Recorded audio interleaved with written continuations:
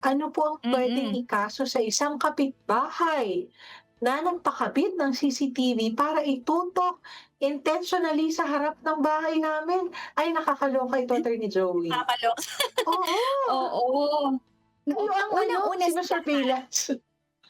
oo, wag Oo, tayong unang-una sa lahat, wag tayong nag-a-assume kasi maraming namamatay sa maling maling akala, 'di ba, Attorney M? Kausapin niyo muna yung oo. kapitbahay at sabihin niyo sa kanya bakit nakatutok yung kanyang kamera sa inyong bahay. Kasi malay mo naman, nagkamali lang sa installation, 'di ba? Tapos nag-assume naman kayo, feel na feel niyo naman na, kayo, eh, minaman-manan ng inyong Tsaka you kapitbahay. will have to So, prove that, Attorney Joey. Oo, na ang correct, intensyon talaga oo. nila ay itutok sa bahay niyo. So, siyempre hindi puwedeng inisip niyo lang yun or feeling niyo lang. Kailangan ipapatunayan niyo po yan na talaga pong yun ang Hmm, intensyon ng inyong kapitbahay. mm. Oo, sinabi niya pa sa Hindi niyo naman inyo, puwedeng, makikita niyo ba yung oo. footage? Oo.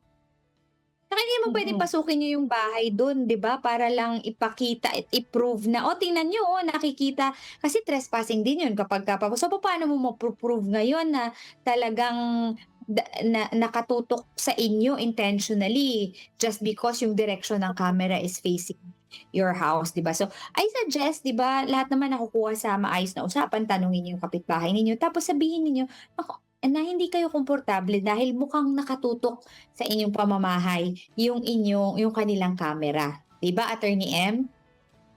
Mm. Tsaka yun nga, Attorney Joey, kung halimbawa worst case, Attorney Joey, Mm. pumunta na sa barangay kasi kung minsan baka magkainitan, Attorney Joey, 'no, maganda may intervention Hmm. ng third party. So, pumunta kayo sa barangay, ireklamo niyo kung you feel very strongly about it para po magpaliwanag din po yung Mm. kapitbahay niyo kung ano nga ba talaga itong tsaka kung minsan kasi, Attorney Joey, parang lalo na kung siyempre kapitbahay nga, 'no, lalo na kung immediate mong kapitbahay, kung minsan talaga Hmm. na na hindi maiwasan na nasasagi din, Attorney Joey, ng CCTV, 'no. So, maganda rin po talaga na malinaw sa kapitbahay para pareho po kayong hindi naman namomroblema about it.